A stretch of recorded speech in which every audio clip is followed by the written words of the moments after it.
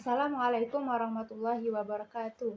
Izin memperkenalkan diri, nama saya Dea Sabella, NPM 23111002001, kelas E Prodi PGMI semester 1, nomor absen 9, materi Pancasila sebagai ideologi dan dasar negara. A. Pengertian ideologi. Ideologi merujuk pada kumpulan gagasan, ide, keyakinan, dan pandangan hidup yang menyeluruh dan sistematik dalam bidang politik, sosial, budaya, dan keagamaan. Awalnya diartikan sebagai ilmu pengertian dasar atau cita-cita.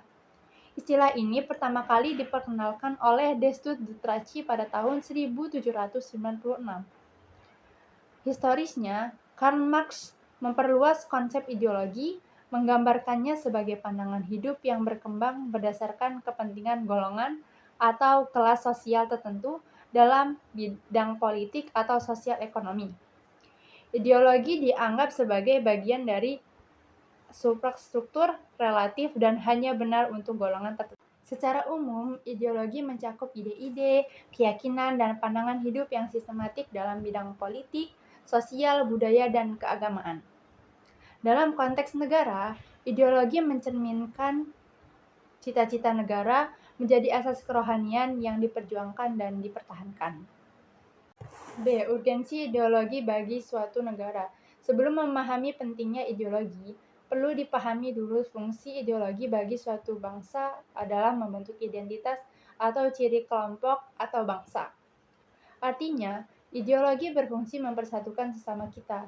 Selain itu, ideologi juga berfungsi mengatasi berbagai pertentangan atau konflik atau ketegangan sosial. Dengan begitu, ideologi mampu membentuk solidaritas atau rasa kebersamaan. Maka dari itu, pentingnya ideologi bagi suatu bangsa adalah sebagai pemersatu keseragaman ataupun keanekaragaman bangsa. Misalnya, dengan memakai semboyan kesatuan dalam perbedaan dan perbedaan dalam suatu kesatuan. Selain itu, pentingnya ideologi juga untuk membangkitkan semangat, kesadaran akan kemerdekaan, dan kehormatan suatu bangsa, dan juga sebagai cita-cita suatu bangsa. Contoh nyata pentingnya ideologi bagi suatu bangsa dan negara adalah kegagalan peristiwa pemberontakan Madiun pada tahun 1948 maupun pengkhianatan G30 SPKI pada tahun 1965. Sebab semua golongan bangsa Indonesia sepakat untuk tetap mempertahankan keutuhan Indonesia dengan landasan dasar dan ideologi Pancasila.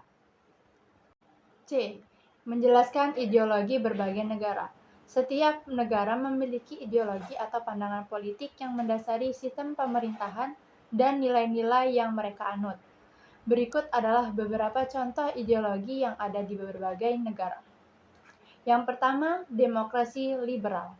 Banyak negara barat seperti Amerika Serikat, Kanada, dan sebagian besar negara Eropa menganut demokrasi liberal. Ini adalah sistem di mana pemerintahan dipilih oleh rakyat dan diatur oleh undang-undang dan hak asasi manusia.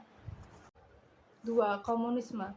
Negara-negara seperti Tiongkok dan Korea Utara menganut komunisme, di mana pemerintahan mengendalikan sebagian besar aspek ekonomi dan sosial negara. 3. Sosialisme.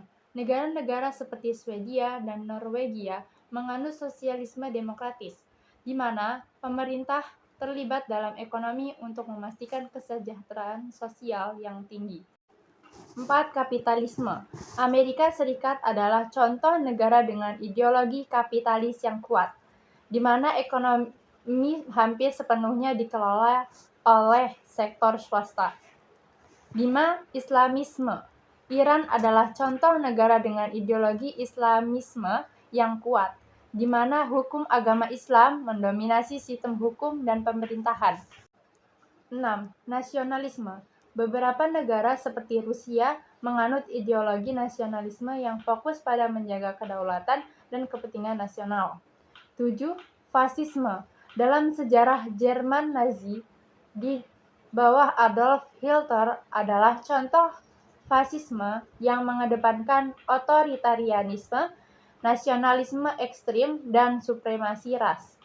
8. Libertarianisme. Beberapa negara seperti Swiss memiliki tradisi libertarianisme yang kuat, dengan fokus pada otonomi lokal dan ekonomi pasar yang bebas. Pentingnya untuk dicatat bahwa ideologi politik tidak selalu dapat dikategorikan dengan sederhana, dan dalam banyak negara ada campuran berbagai ideologi yang mempengaruhi pemerintahan dan kebijakan mereka. Selain itu, ideologi politik dapat berubah seiring waktu, tergantung pada perkembangan sosial, politik, dan ekonomi. D. Pancasila sebagai ideologi negara. Pancasila berasal dari Yunani, yaitu idea dan logia. Diartikan sebagai ajaran atau ilmu tentang gagasan dasar atau buah pikiran.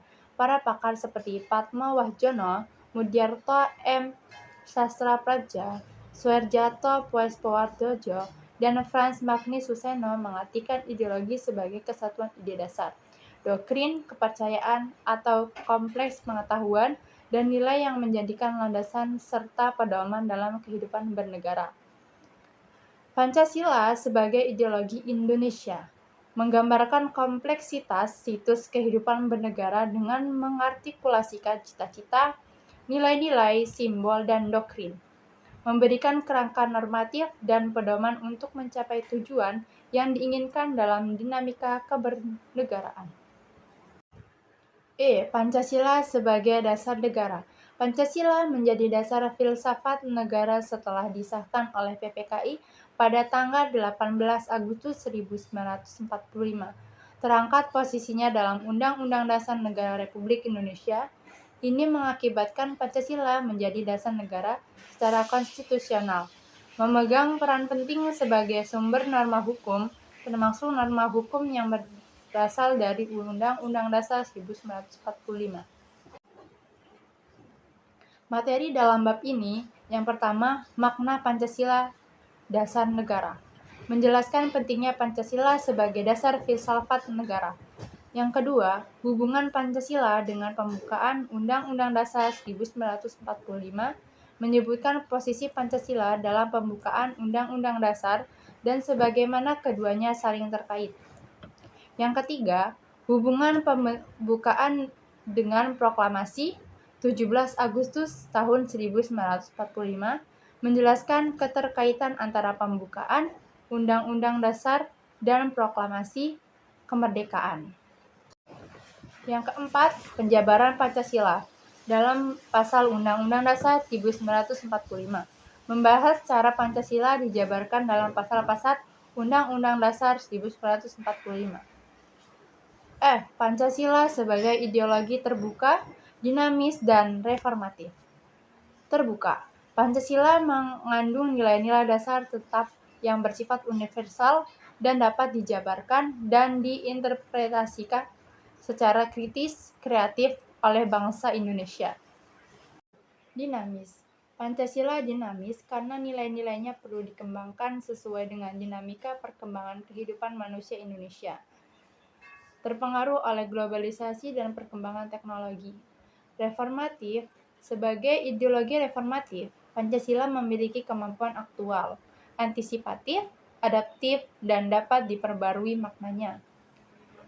Ini bukan mengubah nilai dasar, tetapi mengeksplisitkan wawasan dan kandungan konkret untuk memecahkan masalah aktual.